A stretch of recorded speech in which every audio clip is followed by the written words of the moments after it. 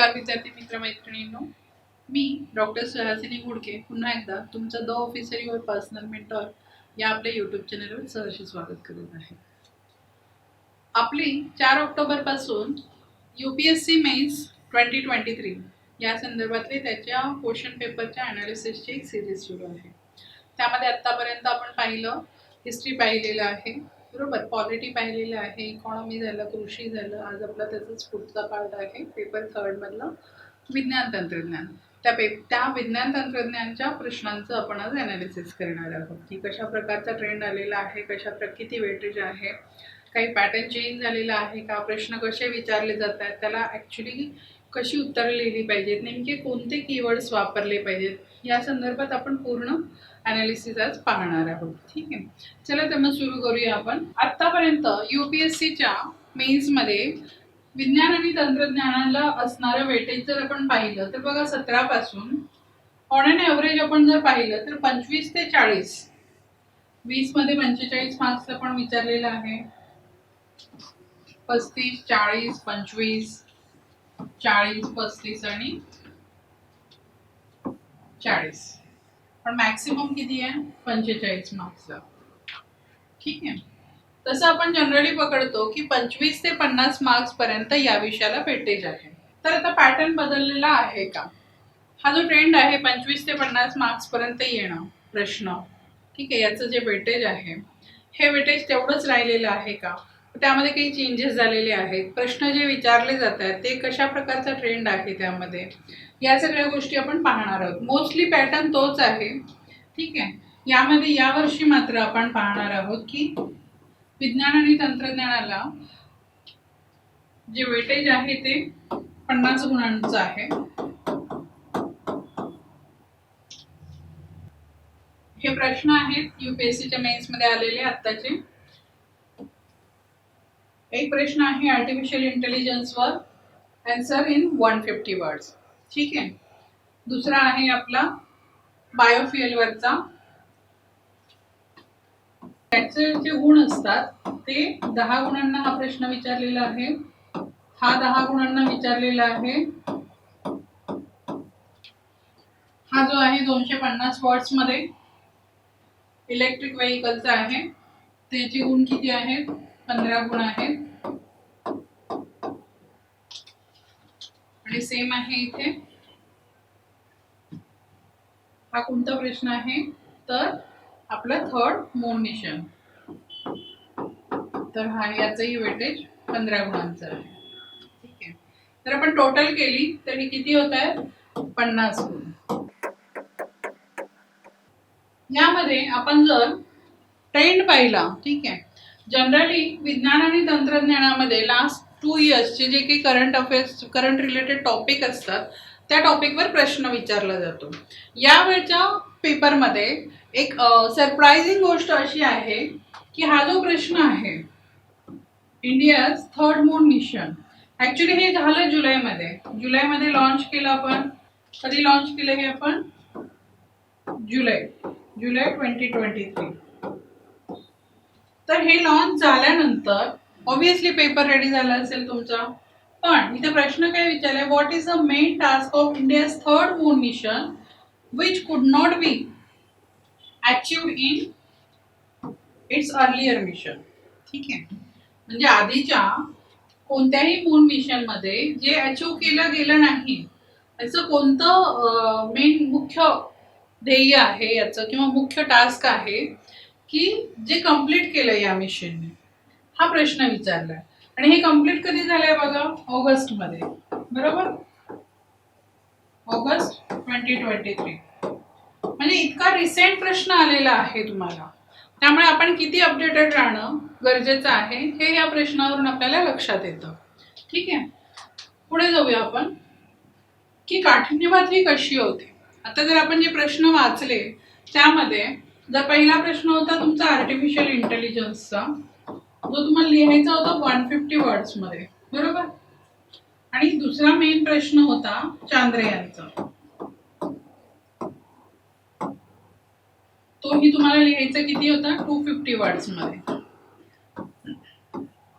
जेव्हा प्रश्न एवढ्या ब्रॉड संकल्पनेवर किंवा मोठ्या मिशनवर असतात, त्यावेळेला सगळ्यात डिफिकल्ट असतं या वर्ड लिमिट मध्ये तो बसवणं आणि योग्य ते कीवर्ड्स वापरणं. योग्य ते कीवर्ड्स वापरून आपला आन्सर परिपूर्ण असलं पाहिजे, बरोबर. म्हणजे एक्झामिनरला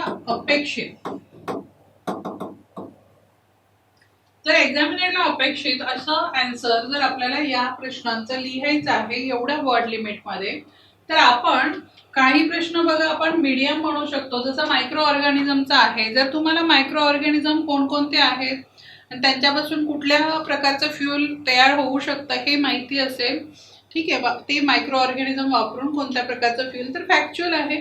तुम्हाला माहिती असेल तर 100% तो प्रश्न येणार आहे. पण तरीही तुमची मेमरी इथं शार्पपणे काम करणं गरजेचं आहे. त्यामुळे तसे प्रश्न हे मीडियम मध्ये येतात आणि हे जे प्रश्न आहेत ते मीडियम टू हाय.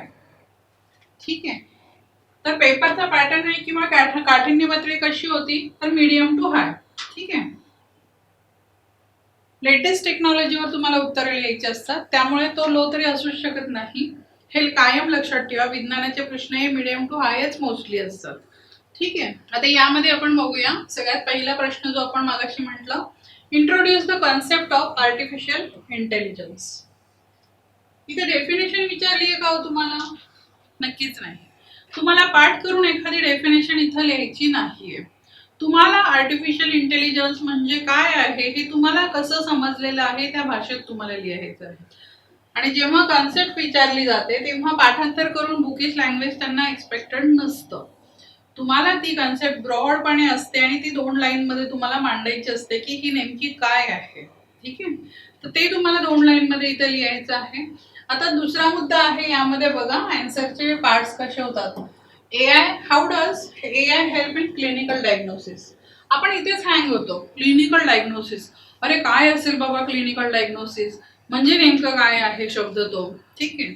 विशेषतः मराठी मीडियमच्या मुलांमध्ये खूप कन्फ्युजन तयार होतात यामुळे, कारण हा शब्द कळत नाही. क्लिनिकल डायग्नोसिस म्हणजे मग रिसर्च असेल का, रिसर्च मेथोडॉलॉजी आहे का, काही कुठल्या प्रकारचं काही क्लोनिंग वगैरे अशा प्रकारचं आहे का, स्टेम सेल थेरपी वगैरे असं काही आहे का. एवढा आपण ऍडव्हान्स विचार करायला लागतो ना, पण त्याच्या खूप बेसिक गोष्टी असतात.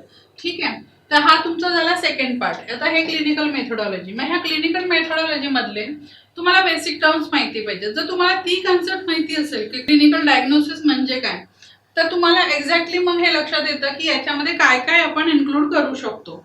म्हणजे बघा आपण डॉक्टरकडे जातो, डॉक्टरांकडे गेल्यानंतर काय काय प्रोसिजर सुरू होते, म्हणजे चेक करतात, त्याच्यानंतर काही टेस्ट सांगतात का, मग डायग्नोसिस कसं करतात, कशा प्रकारे होतं, ट्रीटमेंट कशी देतात, हे सगळं आपण एआय बेसने करू शकतो की नाही.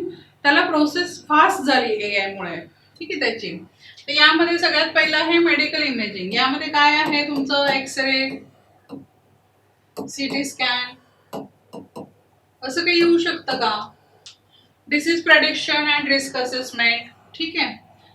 यामध्ये एआय कशा प्रकारे हेल्प करू शकतं. Drug discovery. ठीक आहे. ड्रग डिस्कवरीची प्रोसेस स्पीडअप झाली ना, कारण एआय म्हणजे काय आहे, तर खूप मोठ्या प्रमाणातला डेटा आहे जो ज्याचं एकत्रीकरण केलेलं आहे. त्यामुळे तुम्ही काहीही टाकलं तरी तुम्हाला त्याचं आन्सर मिळतंच तिथे. ठीक आहे.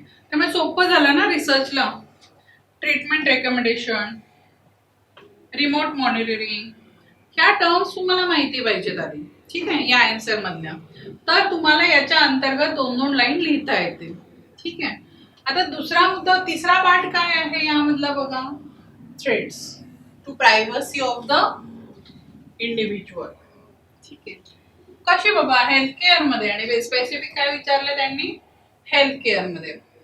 हेल्थ केअर मध्ये आपण त्याचा असा वापर केल्यामुळे तुमची प्रायव्हसी काही हे होऊ शकते का, त्याला काही धोका पोहोचू शकतो का, अशा प्रकारचा तो प्रश्न आहे. पहिल्यांदा तुम्हाला कुठलाही प्रश्न लिहिताना बघा त्याचे पार्ट्स करता आले पाहिजेत. आपण इथे जसे पार्ट्स केलेले आहेत, पहिला कन्सेप्ट घेतला, नंतर मग क्लिनिकल डायग्नोसिस इथं घेतलेलं आहे, आणि मग पुढचा पार्ट घेतलेला आहे प्रायव्हसी अँड सिक्युरिटीचे थ्रेट्स.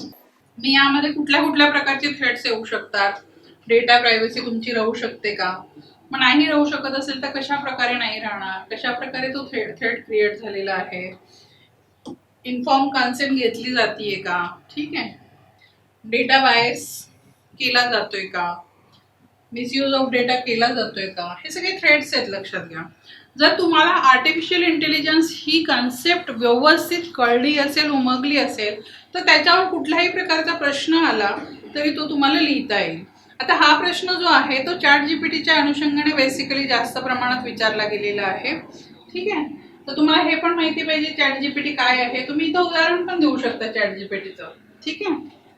पण ते कुठं आणि कशा प्रकारे देणार हे तुमच्या नॉलेजवर डिपेंड करतं.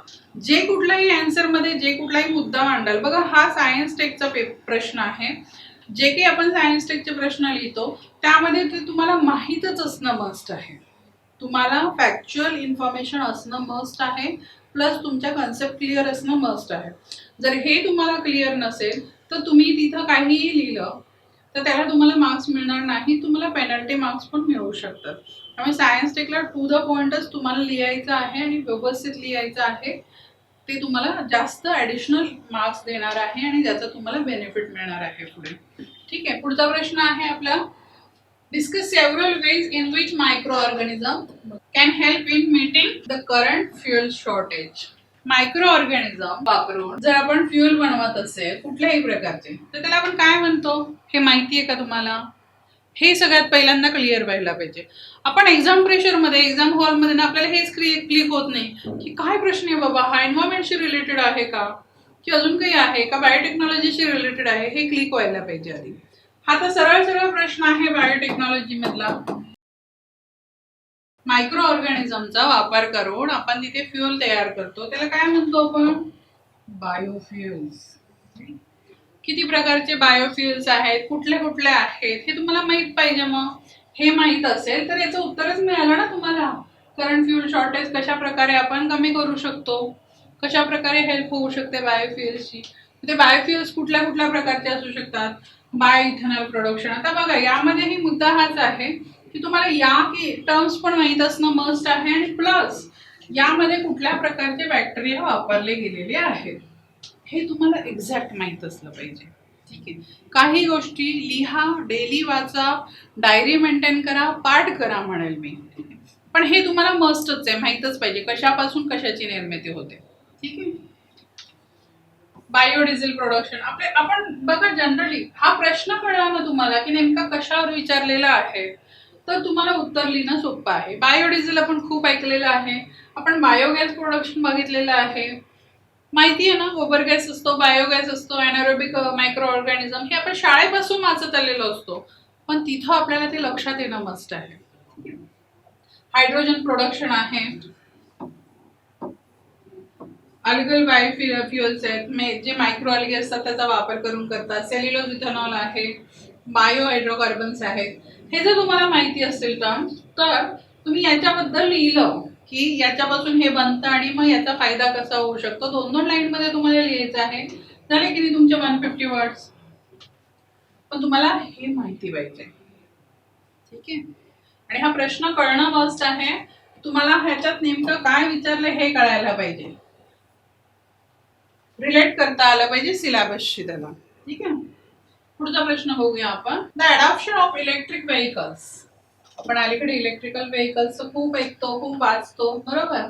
Is rapidly going world wide.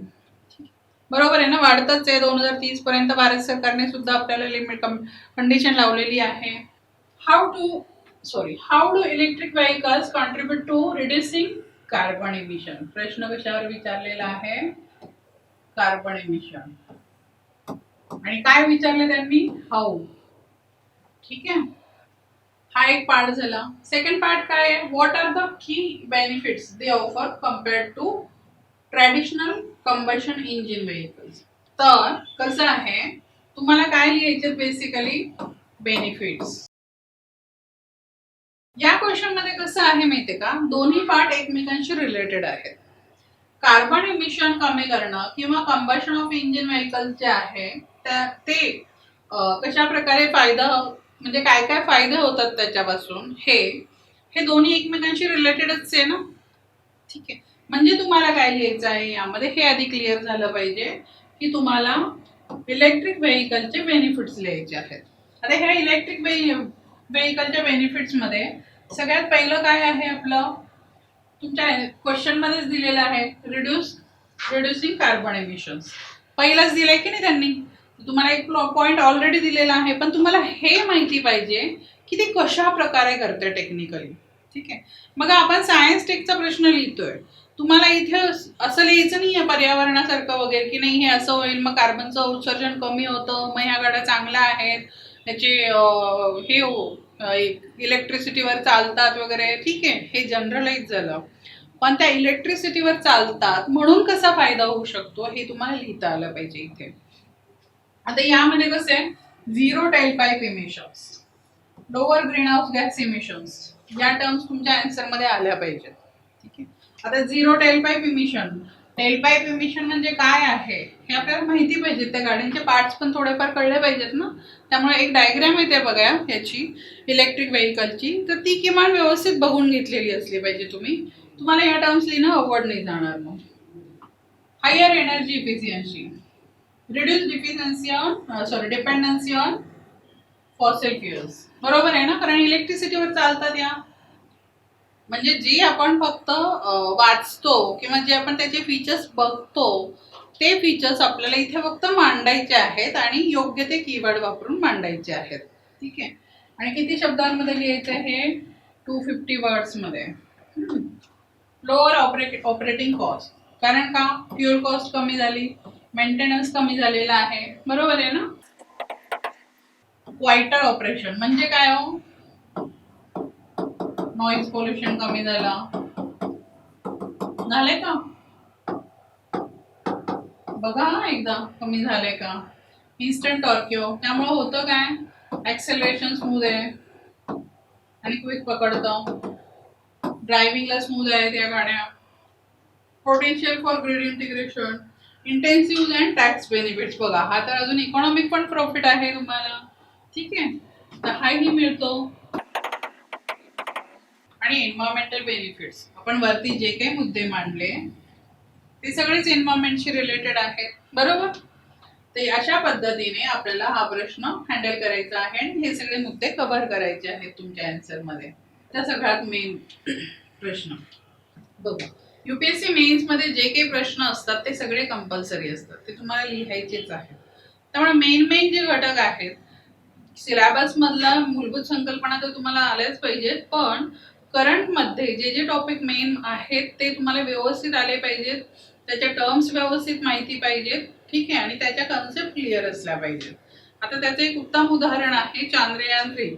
आता याच्यावर बघा प्रश्न काय विचारला पहिला, what is the main task of India's third moon mission which could not be achieved in its earlier mission.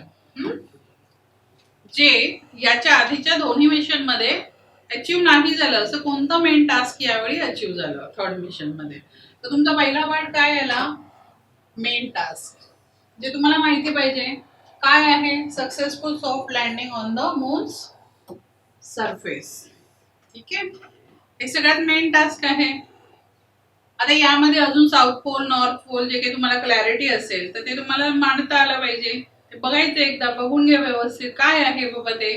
हा तुम्हाला तुमच्यासाठी प्रश्न आहे बघा, मी फक्त तुम्हाला त्या प्रश्नामध्ये काय काय मुद्दे तुमचे कव्हर झाले पाहिजेत की आपण डिस्कस करतोय. ठीक आहे, इथे मी कुठल्याही प्रकारचं मॉडेल आन्सर देत नाहीये, याच्यामध्ये अजून अनेक मुद्दे असे असतील किंवा अजून अनेक उदाहरणं अशी असतील की जी तुम्हाला ऍड करायची आहेत. ठीक आहे, पण किमान एवढे मुद्दे तुमचे असले पाहिजेत यामध्ये. फक्त जी इन्फॉर्मेशन आपण आन्सर मध्ये लिहितोय त्यामध्ये कुठल्याही प्रकारची ब्लंडर मिस्टेक असू नये, चुकीचं. म्हणजे साऊथ पोल आहे आणि आपण नॉर्थ पोल लिहिलं किंवा नॉर्थ पोल आहे साऊथ पोल लिहिलं, माझ्या वेळी लिहूच नका ना, मून सरफेस लिहा फक्त. ठीक आहे, दुसरा पार्ट काय आहे, list the countries that have achieved this task. हे तर आपण प्रिलिमना पार्ट पण करतो की नाही. तर कुठल्या कुठल्या कंट्रीज आहेत, रशिया आहे, युएसए आहे, चायना आहे आणि चायना आहे. ठीक आहे, आता इथं जे आहे चायना दुसऱ्यांदा जे गेलेलं आहे, तर जो ब्लॅक पार्ट आहे मूनचा तिथे चायनाने आपलं चँग-4 यान उतरवलं. ठीक आहे, आता यामध्ये बघा, आता आपण ह्या कंट्रीज तर लिहिल्या, ठीक आहे. अजून एक प्लस आहे यामध्ये, जर तुम्हाला साऊथ पोल नॉर्थ पोल माहिती असेल तर आता बघा तुमच्यासाठी हा होमवर्क आहे की इंडिया फर्स्ट आहे.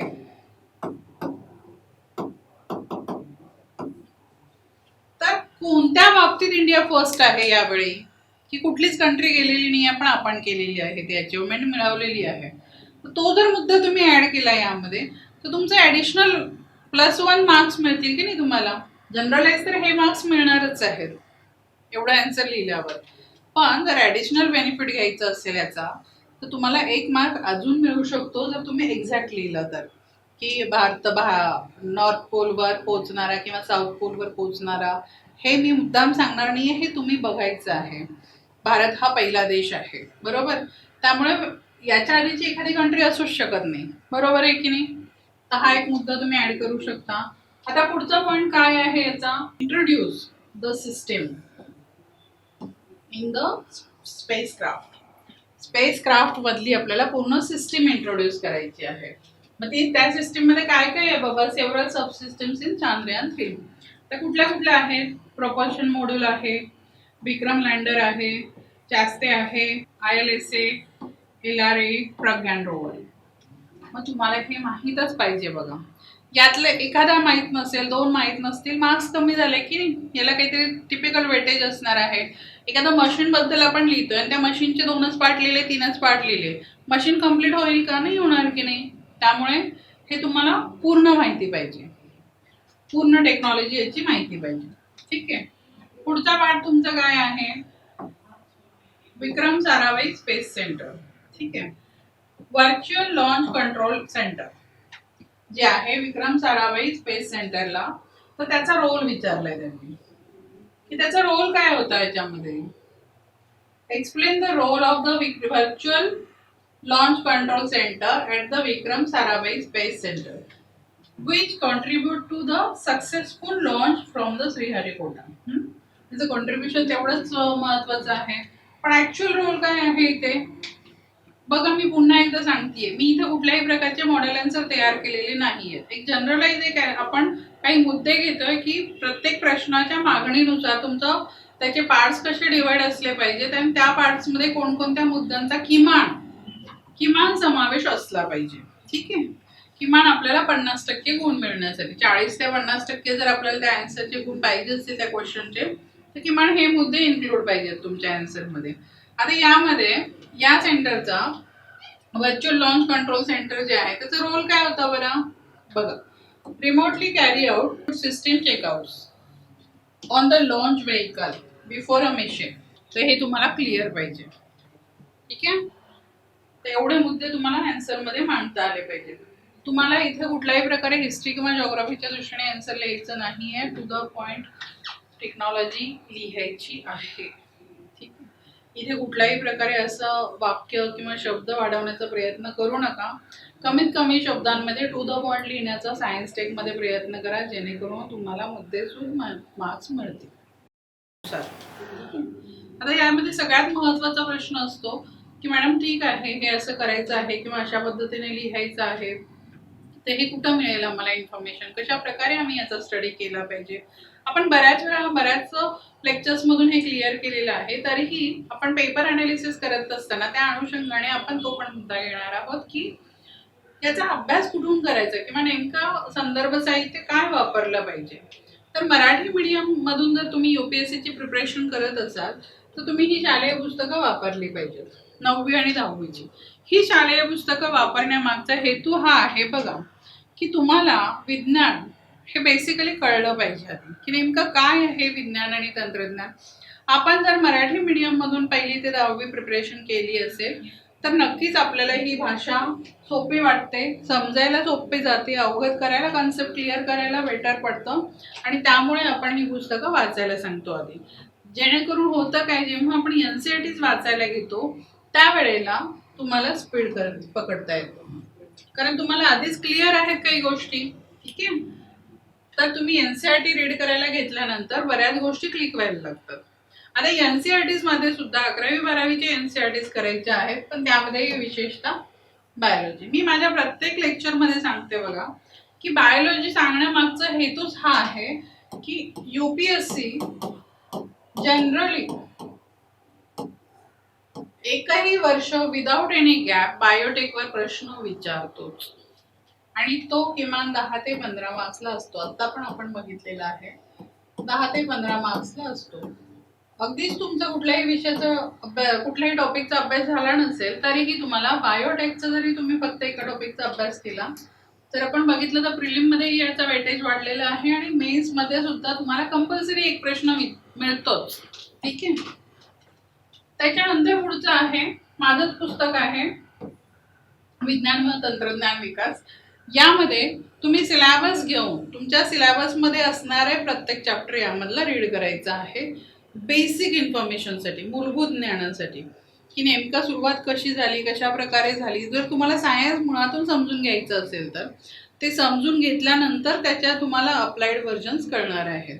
त्या पद्धतीने तुम्हाला इथे खूप फायदा होईल. इथे हिस्ट्री, पार्श्वभूमी, एव्हरीथिंग तिथं मेन्शन केलेलं आहे, तर ते तुम्ही रीड करू शकता. आता करंट अप्लाइड जे आहे त्याच्यासाठी काय वाचलं पाहिजे बाबा, तर सायन्स रिपोर्टर मॅगझिन हे एक मॅगझिन येतं. हे खूप इम्पॉर्टंट आहे, हे तुम्ही रीड केलंच पाहिजे दर महिन्याला सायन्ससाठी बेसिकली.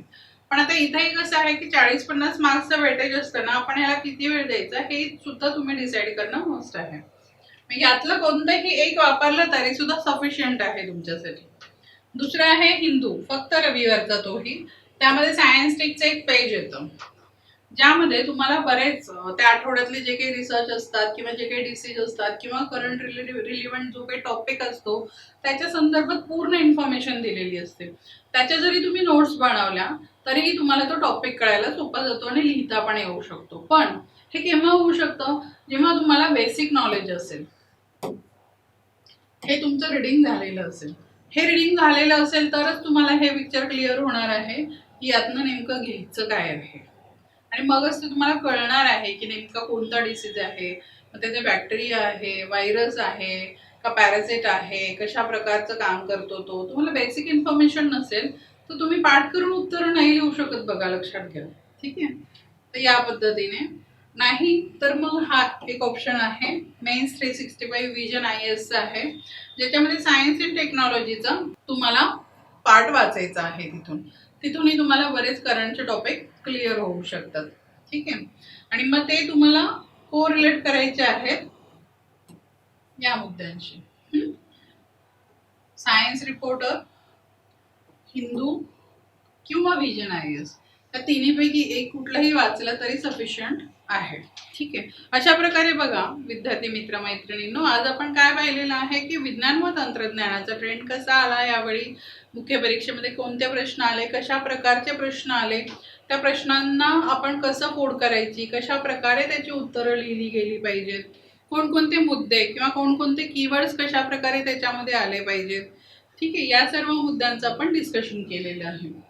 या विषयासंदर्भात तुम्हाला काही शंका कुशंका असतील, काही प्रॉब्लेम येत असेल, ठीक आहे, तुम्हाला काही गोष्टी जाणून घ्यायच्या असतील, काही रणनीती स्ट्रॅटेजी कशी असली पाहिजे, कशा प्रकारे विषयाची तयारी सुरू केली पाहिजे, जर तुम्ही सुरुवात जस्ट केलेली असेल तर रीडिंग नेमकं कशाचं केलं पाहिजे, कशा प्रकारे केलं पाहिजे, जर तुमचं सायन्स बॅकग्राऊंड नसेल तर कुठून सुरुवात केली पाहिजे, पेपर ॲनालिसिस कसं केलं पाहिजे, ठीक आहे, प्लॅनिंग कसं केलं पाहिजे, शेड्युलिंग कसं केलं पाहिजे, 2025चा अटेम्प्ट द्यायचा, 2024चा अटेम्प्ट द्यायचा, नेमका कोणता अटेम्प्ट दिला पाहिजे, असे बरेच प्रश्न आपल्याला पडतात. पहिल्याच प्रयत्नात आपल्याला अधिकारी व्हायचं असतं, पण त्यासाठी नेमके एफर्ट्स किती घेतले गेले पाहिजेत, ठीक आहे, कशा प्रकारची तयारी केली गेली पाहिजे, या सगळ्या प्रश्नांची उत्तरं पाहिजे असतील तर द ऑफिसरचं ॲप तुम्ही नक्की डाउनलोड करून घ्या. त्यामध्ये बरेच कोर्सेस दिलेले आहेत या संदर्भातले. आणि तुम्हाला बघा एखादा अकाउंटेबिलिटी पार्टनर असणंही गरजेचं असतं या सगळ्या गोष्टी सांगण्यासाठी, तुमचे कान उडण्यासाठी, ठीक आहे, तुम्हाला योग्य दिशा दाखवण्यासाठी. ठीक आहे. तर त्या अशा एखाद्या पार्टनरची पण तुम्ही मदत घेऊ शकता, अशा एखाद्या मार्गदर्शकाची. तो तुमचा शिक्षक असू शकतो, मित्र असू शकतो, मैत्रीण असू शकते, आई वडील असू शकतात, कोणीही असू शकतो, पण एक मार्गदर्शक असावे. या पूर्ण प्रोसेसमध्ये ही एक लॉंग टर्म जर्नी असते, तर यामध्ये नक्कीच मार्गदर्शकांची भूमिका सुद्धा तितकीच महत्त्वाची ठरते. तर योग्य मार्गदर्शकाची तुम्ही मदत घ्या आणि तुमच्या तयारीला योग्य पद्धतीने सुरुवात करा. काही डाऊट असतील तर खाली दिलेल्या नंबरवर कॉल करा, आमचं ॲप डाउनलोड करा. धन्यवाद. The officer your personal mentor चॅनलच्या नवनवीन अपडेट्ससाठी चॅनलला लाईक, सबस्क्राईब आणि शेअर करा. थँक्यू.